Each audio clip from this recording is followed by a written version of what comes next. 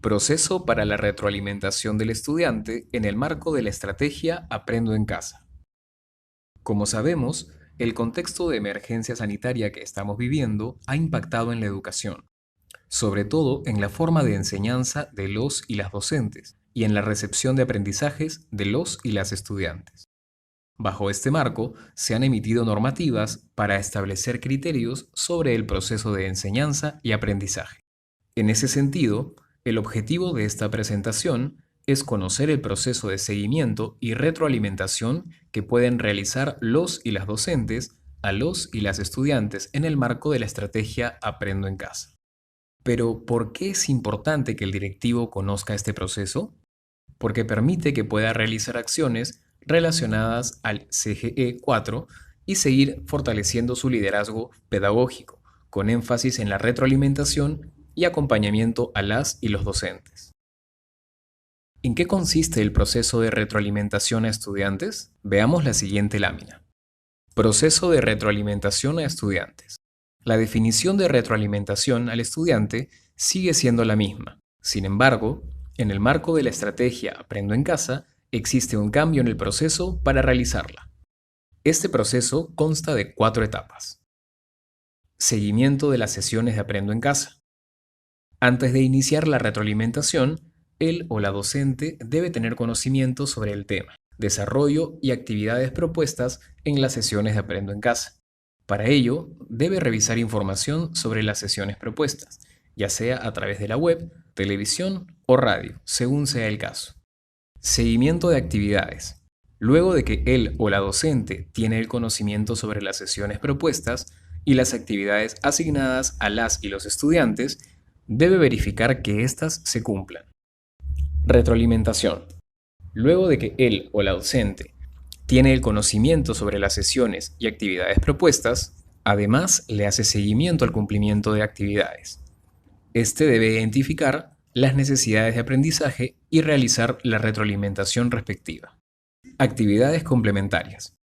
Puede dejar actividades complementarias a los y las estudiantes, ya sea porque persisten las necesidades, para reforzar aspectos generales o porque ve necesario contextualizar las actividades de Aprendo en casa. Esta etapa es opcional. A continuación se explicarán las 3 primeras etapas. Etapa 1. Seguimiento de las sesiones de Aprendo en casa. Esta etapa tiene 2 criterios. El primer criterio se trata de revisar las plataformas y consta de 4 pasos. Él o la docente ingresa a la plataforma Aprendo en casa a través del siguiente enlace. Descarga la programación de la semana. Para el caso de televisión y radio, esta programación contiene la fecha específica, horarios por niveles y grados, así como los nombres de las sesiones. Para el caso de la web, se tiene una programación de sesiones semanales por niveles y grado. Selecciona plataforma y grado. Dar clic en una de las plataformas, televisión, radio o web. Luego, seleccionar el nivel y grado. Selecciona y descarga la semana de trabajo. Este paso solo es posible si se ha seleccionado la opción web. Para las otras opciones, como televisión, aparecerán las sesiones de Aprendo en casa en video y en audio para el caso de radio. El segundo criterio se trata de revisar las actividades de la secuencia didáctica propuesta y consta de 3 pasos. Planificador de actividades. Revisa el planificador de actividades que contienen las secuencias didácticas que se trabajarán durante la semana. Seleccionar el día. Aquí se tendrá que seleccionar el día que al docente le corresponda trabajar. Revisión de los aspectos clave de la guía docente. Para orientar mejor la labor docente, se tiene una guía semanal por competencias. Esta guía se encuentra disponible para web, televisión y radio. ¿Cómo accedo? Ingresando al siguiente enlace. A continuación, se presenta la estructura de la guía, con el objetivo de identificar sus componentes. Aspectos clave de la guía docente. Por ejemplo, en la siguiente guía de docentes para la plataforma de televisión, identificamos lo siguiente. Vamos a desarrollar un proyecto integrador.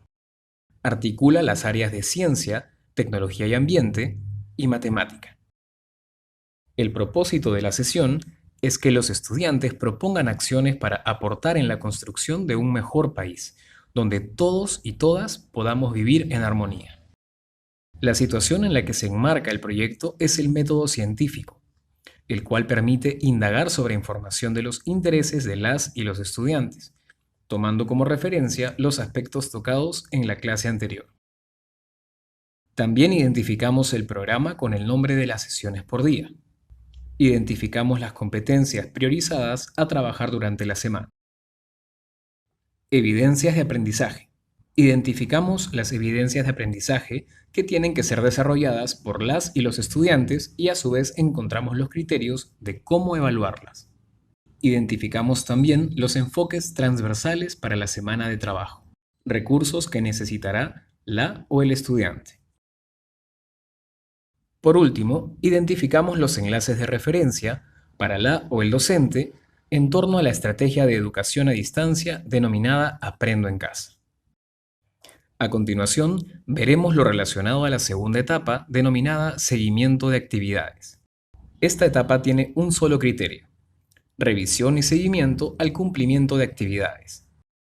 Buscamos que él o la docente verifique el cumplimiento de las actividades planteadas en la estrategia Aprendo en Casa. Para ello, realizamos el paso 1, recepción de evidencias. Antes de iniciar la retroalimentación, es importante que él o la docente recepcione las evidencias sobre el cumplimiento de las actividades.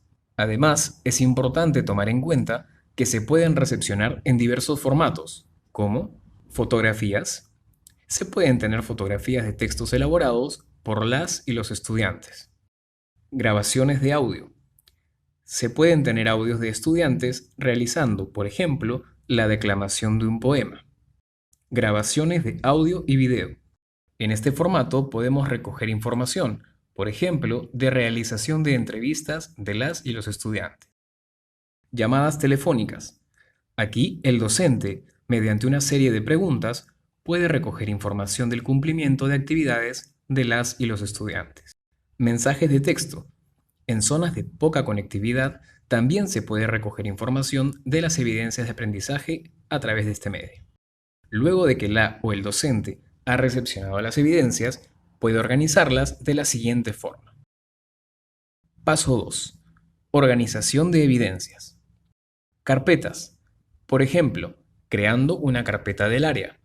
Y dentro de esta, crear carpetas por grado, sección y estudiante. Por consolidado. Luego de tener las carpetas organizadas, se puede obtener una base de datos con el objetivo de poder sistematizar la información. Etapa 3. Retroalimentación. Previamente, es necesario saber que existen dos formas para brindar retroalimentación. Retroalimentación sincrónica, basada en interacciones simultáneas. Se puede dar a través de plataformas virtuales, como Zoom, Webex, Meeting, Skype, etc., o mediante llamadas telefónicas. Retroalimentación asincrónica, basadas en interacciones alternas. Se puede dar a través de un smartphone, mensaje de texto o correo electrónico. Retroalimentación. Esta etapa consta de dos criterios. El primer criterio es la identificación de necesidades de aprendizaje. El docente debe analizar las evidencias de aprendizaje teniendo en cuenta tres pasos. Paso 1. Él o la docente debe identificar la actividad planteada en Aprendo en Casa. Paso 2. Él o la docente revisa las evidencias de aprendizaje planteadas en la guía docente. A partir de ello, establece los criterios de valoración de evidencia, con el objetivo de analizar lo que las o los estudiantes envían. Finalmente, los criterios de valoración de evidencia deben estar enmarcados en los niveles esperados de cada ciclo. Paso 3. Evidencia de aprendizaje. Al analizar la evidencia se identifica la siguiente dificultad.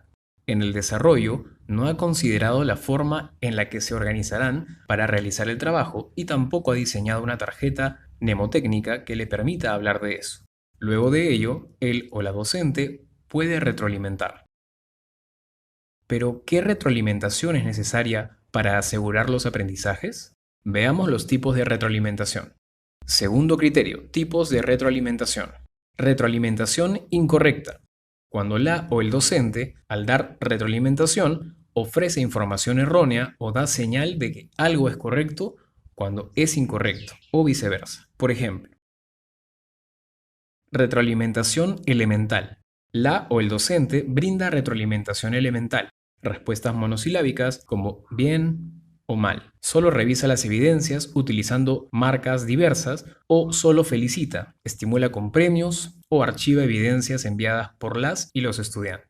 Por ejemplo, retroalimentación descriptiva. La o el docente describe a detalle lo que debe hacer el estudiante, dando algunas pautas, tips o modelando la resolución de la actividad. Por ejemplo, retroalimentación reflexiva. La o el docente brinda retroalimentación reflexiva o por descubrimiento, realizando preguntas o retos que permiten al estudiante identificar su error y superarlo. Por ejemplo, es importante considerar que la retroalimentación descriptiva y reflexiva son consideradas efectivas para asegurar los aprendizajes. Es así como podemos realizar la retroalimentación a estudiantes en el marco de la estrategia Aprendo en Casa. Sigamos trabajando juntos por una mejor educación. Muchas gracias. Ministerio de Educación. Gobierno del Perú. El Perú primero.